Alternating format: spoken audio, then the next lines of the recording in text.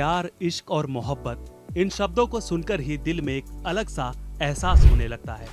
किसी की इन वर्ड्स से जुड़ी कुछ अच्छी यादें हैं तो किसी से जुड़ी कुछ बुरी यादें।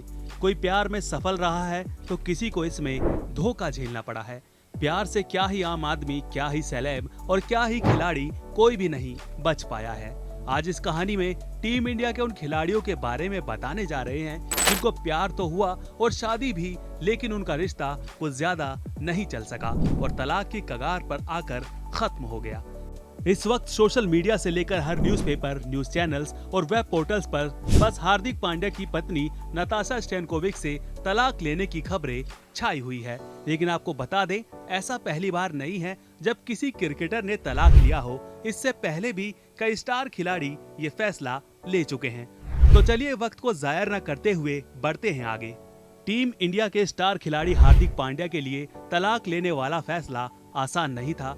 जिससे प्यार कर शादी के बाद 7 जन्मों तक साथ रहने की कस्में खाई थी, एक दिन उसी से हमेशा हमेशा के लिए अलग होना पड़ेगा, ये कौन जानता था। नताशा से तलाक के बाद पांड्या ने बेटे अगस्त्या को भी गंवा दिया है। अगस्त्या अब अपनी मां नताशा स्टैनकोविक के साथ सर्बिया जा चुका है। इस मामले में टीम इंडिया के विस्फोटक बल्लेबाज शिखर धवन भी अनलकी रहे हैं। कभी रोहित शर्मा के साथ मैदान पर ओपनिंग करने वाला एक खिलाड़ी भी तलाक के दर्द को झेल चुका है।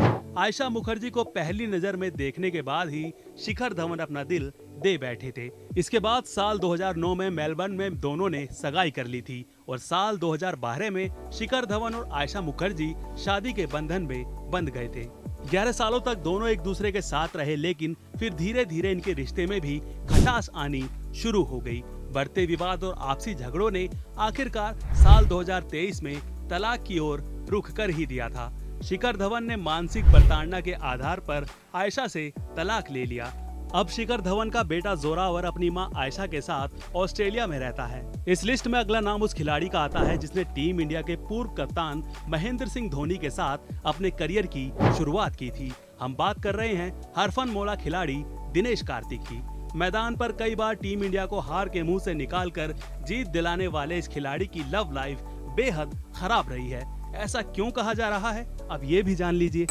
21 साल की उम्र में अपनी बचपन की दोस्त निगिता बंजारा के साथ साल 2007 में शादी करने वाले दिनेश कार्तिक ये कहाँ जानते थे कि एक दिन उन्हें भी तलाक से गुजरना पड़ेगा।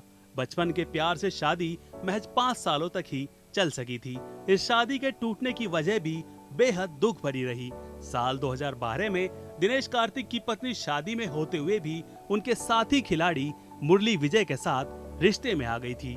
इस बात को जानने के बाद दिनेश कार्तिक को काफी गहरा धक्का लगा था, जिसका नतीजा ये हुआ कि ना चाहते हुए भी उन्हें तलाक लेना पड़ा। इसके बाद दिनेश कार्तिक ने साल 2015 में स्क्वाश खिलाड़ी दीपिका पल्लिकल से शादी कर ली थी। भारत के तेज गेंदबाज मोहम्मद शमी भी प्यार के रिश्ते में थोड़े अनलकी रहे हैं।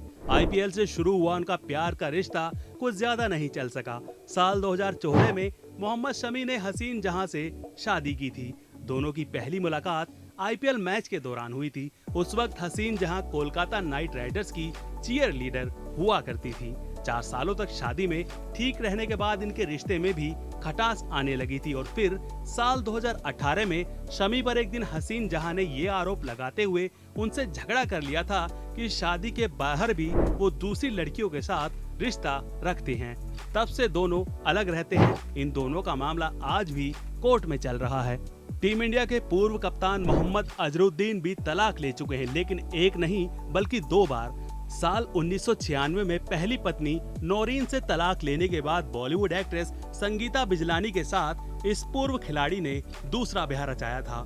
इसके बाद भी उनका तलाक देने का सिलसिला नहीं रुका था। संगीता से शादी के कुछ साल बाद ही अजरुद्दीन ने उन्हें भी तलाक दे दिया था और बैडमिंटन खिलाड़ी ज्वाला गुट्टा से तीसरी शादी की थी।